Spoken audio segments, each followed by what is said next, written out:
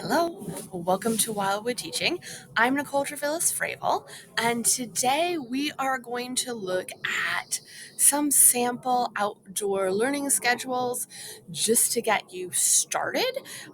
If you do want to take your children outside. Now, some things to keep in mind. As I'm going through these schedules, just some philosophies about how I created the schedules. These are general outlines of schedules. They don't include everything that you are going to do in your preschool day. I figure you can figure out when to fit in hand washing. Excuse me, I'm going to sneeze. Hand washing, bathroom breaks. So, really, just a general outline. I'm also going to assume that your preschool program has some sort of nap or quiet time after lunch. And so, really focused here on the morning portion of your preschool day. The schedules are set up to maximize what works for children, to maximize hands on play in a child led environment. KISS stands for Keep It Simple Sugar, where I want to minimize your prep time and maximize the time that you are spending observing children, meeting individual children's needs by having conversations with them, by bringing into your program something that extends what they are already doing. All right. So I have a variety of ways you could do this, right? You might have an indoor outdoor hybrid program, either because that's your general philosophy or because you're just dipping your toe in to outdoor learning. And so I have, 8:45 arrival. Like I said, maybe your childcare program opens at 6:30 and the children are trickling in between 6:30 and 8:45, but I'm thinking this is when your main academic program is starting. So, as children trickle in, there's free play indoors. At some point, you're going to start your morning meeting, what you normally do inside: stories, songs, games. After that, you have your free play indoors. And again, whatever you are doing during that free play indoors, whether you are observing children, meeting with small groups, playing with children, offering some individual coaching of children, kind of ask questioning if they are working on some projects. And you're going to bring your snack outside because that's a nice transition to outdoors. If you don't want to bring your snack outside, don't bring your snack outside. Do it inside and then transition afterwards. Then you're going to choose one anchor routine, whether that is working in nature journals or one thing from last week's video that the children are going to engage in as they are finishing up their snack, right? And then that anchor routine again is going to lead into how you are going to support what the children are noticing, what they are questioning, what they are working on, and then just transition to free play outdoors. That may be for you a play yard, that may be the forest. You may want to bring something like a Wonder Wagon. Outside a Wonder Wagon is just a wagon filled with, say, magnifying glasses, paper, pencils, clipboards, guidebooks, things that are going to help the children as they are playing and investigating outside. And then you're going to transition to lunch, or be it indoors or outdoors, depending on your setting. All right, so you can flip the hybrid. And the reason I want to talk about this is that there is no rule that says you have to start inside and then move outside later. You can start your time outside. This might be particularly helpful in cold or rainy weather where the children have a lot of clothing. And that way, if parents are doing drop off right to the outsides, they have helped the children get into their outdoor clothing. And all you have to do later is transition to getting them out of their clothing rather than a double transition where you are getting them, all of the children, into their clothing, ready to go outside, and then doing that whole thing again when you transition back inside for nap or lunch or whatever learning time you're doing inside.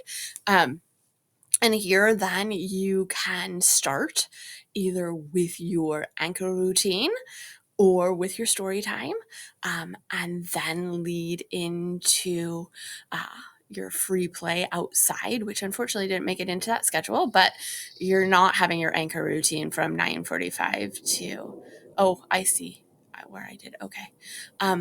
So you're doing your anchor routine, some free play outside. Your snack also then is your transition from inside to outside. Um, and then you're going to move into whatever you're doing inside. If you feel like your story time needs to be inside, your story time is inside after that. Your free play indoors, and then your lunchtime. Right? So let's say you are outdoors exclusively, but you are like us, where you have a location change where we start with a yard play as it makes it easier for parents to find us, and then we transition to the forest later in the day, or is some programs have maybe a farm and a pond, a farm and a forest, and you're transitioning from one location to the other. As children arrive, um, they have mat play, which is, similar to your center times where we just have, blocks, natural objects, books, etc., in baskets, and children can bring those baskets to their mats. They're welcome to sit down with other children and their mats. It just allows for us to focus on getting everybody's hands washed, talking to parents without having children running around in a large open space. Then start with your morning meeting and your anchor routine number one. Right? And then after that anchor routine is when they're going to transition to what I call free curated nature play, because for us it is in a yard, and I might have natural items in a sandbox. I might have natural items on an art table. The children might bring natural items to their block play. Then we have our snack. And then after snack is when we transition to that location change, when we transition to going into the forest. And as we enter the forest, either while we're walking or once we find our place in the forest, that's when we are going to do anchor routine number two and see what it leads to. Um, and then after we've done our thing as a group, we have our free play in that second location. Um, and then we are going to have our lunchtime outdoors. Let's say you are full on forest school and you are in the forest all day. You're going to want to have a meeting area for parents to be able to find you. And again, I suggest that basket play to start with, that mat play that keeps children in that one area. Just while you get everything going and everybody gathered, then you're going to hike to your location for that day, and the children are going to help you set up camp, whatever that means for your area, putting up tarps for rain or shade, or setting up a campfire, or setting up whatever you have, your wagon of learning materials.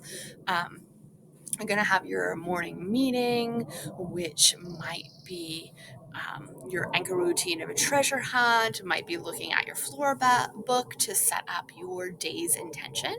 Children are going to move to their projects, their nature journals, their free play, whatever you are doing with your small groups. Going to have a snack at some point. I like to gather everybody together for a communal snack because I like that to be a communal conversation time. I like children to, if they have helped make the snack, to feel proud about serving it to other children. I know that a lot of for school programs have a like whenever you're hungry, stop and eat snack, and you do what works for you. Um, Either while we're eating snack or right after snack, we're going to have a check-in, right? A reflection time. How is our day going as a group? And then we might move into, again, some sort of individual reflection in terms of going to our sit spots and in terms of using our nature journals. So again, here you have anchor routine number 2. And then we go back into our projects, our free play. And then we're going to have lunch. Depending on how your program is structured, you're going to want some cleanup time after lunch, setting up of hammocks if the children are taking a nap after lunch, or maybe you're hiking back out of the forest at some point and you're going to need some cleanup time. These are samples, just to give you an idea of really how simple it can be to take things outside, and go with the flow within a set routine where everybody knows what's going to happen each day, but allows you the flexibility to follow what the children are interested in or what nature is presenting to you that day. So try it out. Let me know what your routine looks like by emailing me, connecting with us on Facebook or Instagram, and then I will see you here next week for another free episode of Wildwood Teaching. I will see you there.